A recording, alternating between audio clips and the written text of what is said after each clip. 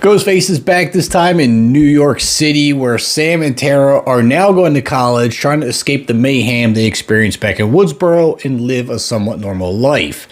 Unfortunately for them, that's really not in the cards.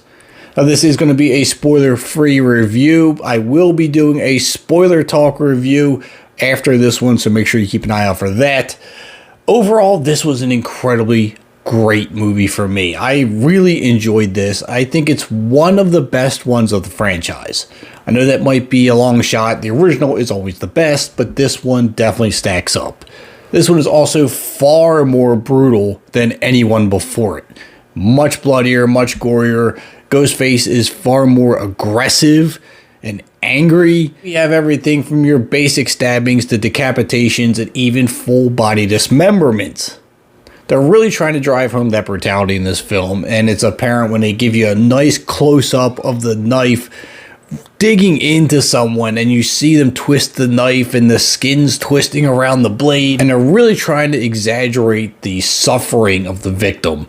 So, you know, as a horror fan, I can completely appreciate that, but in the same tone, there are some stabbings and some real harsh attacks that you're thinking in your head, this person should be dead. There is no surviving this. And yet, a scene or so later, they're up and walking around. Like, come on. The number of stabs that someone can take is kind of limited. And where you get stabbed, you're getting hit in some very vital areas. You're not going to get up. You're done. But of course, I guess in order to keep some characters alive, they're going to beat the odds. So, I mean, looking past a few details like that, I guess you're going to have to do in this kind of a movie. Now, every Scream movie has an opening kill, and this opening kill took me by surprise because something happened during that scene that has never happened in a Scream movie before. And when it did, I was taken back. I was like, holy cow, I can't believe this just happened. I was pulled in with a whole lot of intrigue, and I just wanted to know more. I wanted to find out what was behind what just happened. So they had me hook, line, and sinker. I am fully invested at this point.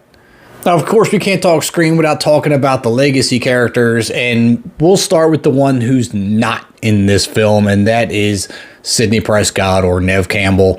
Her and the studios never came to an agreement on salary, and they didn't want to pay her what she deserved, and they never ended up making a deal. So I can't blame her for not wanting to be in here. She does deserve basically whatever she wants to be in here. She lived and breathed this franchise for the longest time.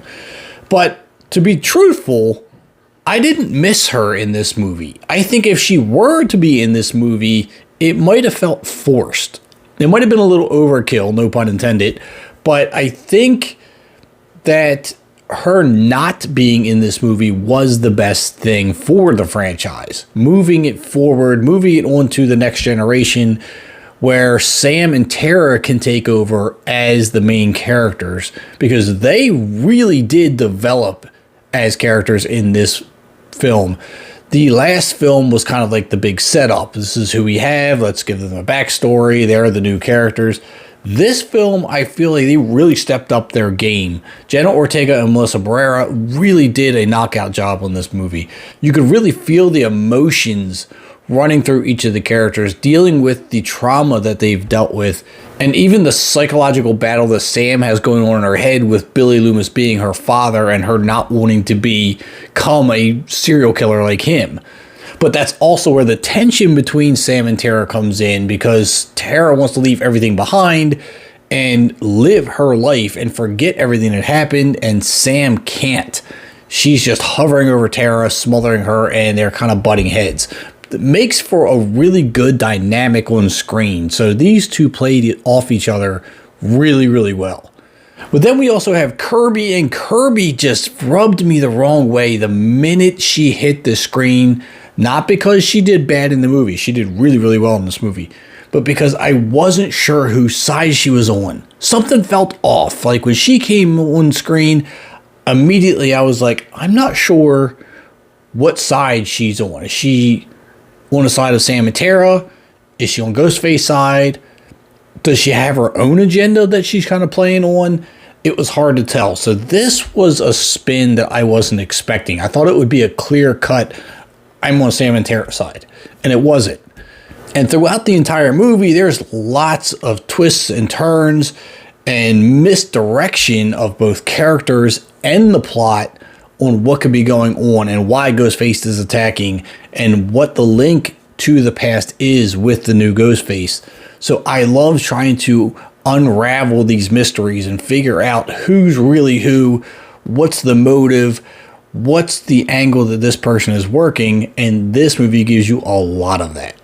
Once you get toward the end of the movie, you always find out who Ghostface is, and then you get to battle the person behind the mask, and just like every other one, you get to do that here as well. And when you find out who they are and what the story is, it all makes sense. It comes to a complete circle, and you're like, all right, I get it. Now I understand. But then again, something else happens. You get another twist at the end, a little bit extra that you weren't expecting, and that made it worth it for me. That extra twist at the end is what you need to look out for. So I will say this was a very enjoyable movie.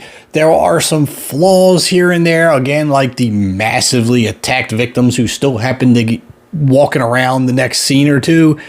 I'm going to have to try to look past that. But other than that, this was a great movie. I love the way they linked in all the past Ghostfaces in a very interesting way. Once you see it, you'll understand. If you have seen the movie, let me know what your thoughts are down below. Did you like it? Did you not? Are you looking forward to a possible Scream 7? Hit the like button, hit the subscribe button. I'm Kevin, and I'll see you at the concession stands.